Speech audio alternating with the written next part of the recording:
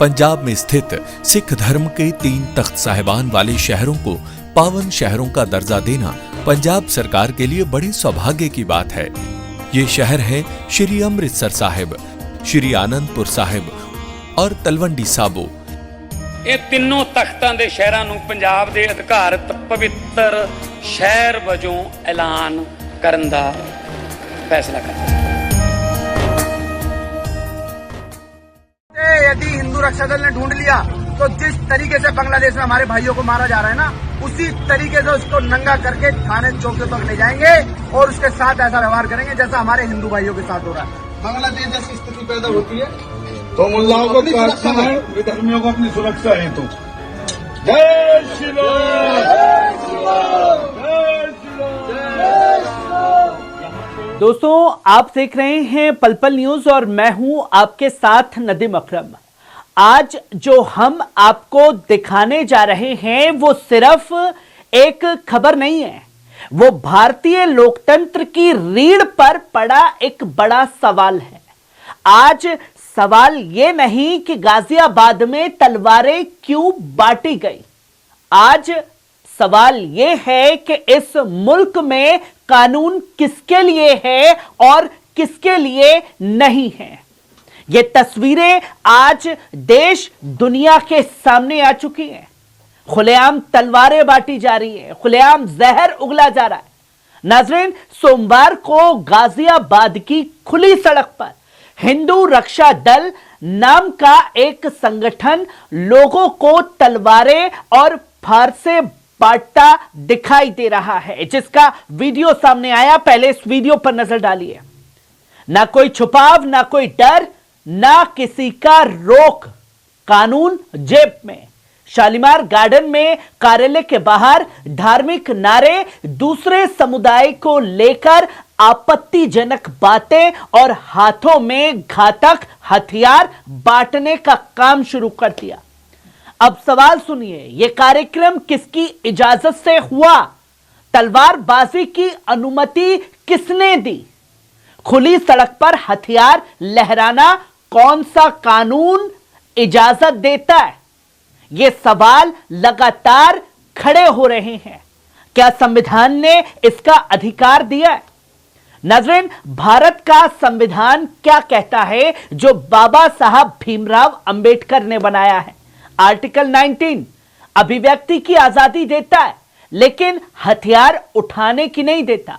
Arms act 1959 साफ कहता है कि तलवार, फरसा जैसे हथियार सार्वजनिक जगह पर रखना गैर कानूनी अपराध है। तो फिर यह सवाल उठता है, क्या गाजियाबाद भारत में नहीं आता?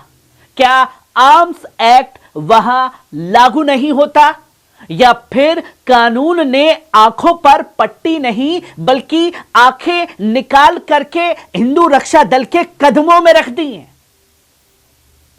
हम सुरक्षा के लिए हथियार रखें, यह सुरक्षा नहीं, एक खुले तौर पर साजिश है। नाजरीन, जब कोई संगठन कहता है कि घर में शस्त्र रखो, उन्हें चलाना सीखो, तो यह सुरक्षा की बात नहीं होती है, दंगे की पूरी प्लानिंग होती है। यह बात होती है निजी सेना बनाने की, यह बात होती है भीड़ को हथियार बंद करने की, और यह बात होती है कानून को अपने हाथ में खुले तौर पर लेने की। आज तलवार बांटी जा रही है, कल क्या बम बांटे जाएंगे, परसों क्या किया जाएगा, अब हमला कर दो। यही रास्ता आईएसआईएस, बोको हराम और दुनिया की तमाम आतंकी तंजीमों ने अपनाया, और इसी के चलते उन्हें आतंकी संगठन कहा गया। तो इसे क्या कहा जाएगा? फर्क बस नाम का है, तरीका वही है। युवाओं को जहर दो, हथियार दो और दिमाग से संविधान निकाल करके फेंक दो। यह तस्वीर दुनिया के सामने है, और क्या छवि बन रही है देश की? लोग सवाल पूछ रहे हैं, पुलिस प्रशासन आखिरकार कहां था? नाज़रीन, अब सबसे बड़ा सवाल ही यही है कि इतना बड़ा कर्मकांड हो जाता है, पुलिस प्रशासन नजर नहीं आता। सब हो रहा होता है तो क्या पूरा का पूरा थाना उस वक्त सो रहा था? एसपी साहब छुट्टी पर थे क्या? और डीएम साहब को इसकी खबर तक नहीं थी? इंटेलिजेंस जीरो क्या कर रही थी? या फिर सच यह है कि देखकर भी अनदेखा किया गया नफरत फैलाने के लिए? आज ये लोग खुलेआम घूम रहे हैं, खुलेआम हथियार बांटने का काम कर रहे हैं और खुलेआम जहर फैलाने का काम कर रहे हैं। लेकिन एफआईआर कहां है? गिरफ्तारी कहां है? रासुका कहां है? क्या यह सिर्फ मुसलमानों के ऊपर इस्तेमाल किया जाएगा? अगर यही काम कोई उर्दू नाम से होता तो?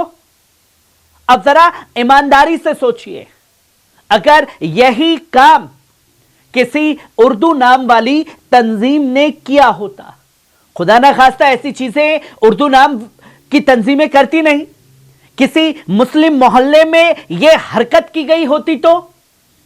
या सपोज कीजिए किसी मदरसे के बाहर यह हुआ होता तो क्या होता देश में? अब गोदी मीडिया ब्रेकिंग न्यूज चलाता साहब, वो दिखाता इसे और यह बताता कि देशद्रोही, आतंकी, आईएस मॉड्यूल के टैग लगते। इस पर क्यों नहीं लगे? रातों रात गिरफ्तारियां होती, इधर नहीं हुई, बुलडोजर चल जाते, पूरी कौम को कटघरे में खड़ा कर दिया जाता। पर यहां ऐसा कुछ नहीं हो रहा। यहां पूरी तरीके से खामोशी इख्तियार कर ली गई है। क्यों? क्योंकि यह सही नाम है, क्योंकि यह सही संगठन है, या क्योंकि सत्ता की छाया में यह संगठन है? तो अगर सत्ता की छाया में है तो कौन सा सत्ताधारी इनका सरगना बना हुआ है? मैं सरकार से पूछना चाहता हूं, क्या आप देश में मॉब मिलिशिया बनाना चाहते हैं? क्या आप चाहते हैं कि हर गली में लोग तलवार लेकर घूमें? क्या आप भारत को कानून का देश नहीं, जंगल राज बनाना चाहते हैं?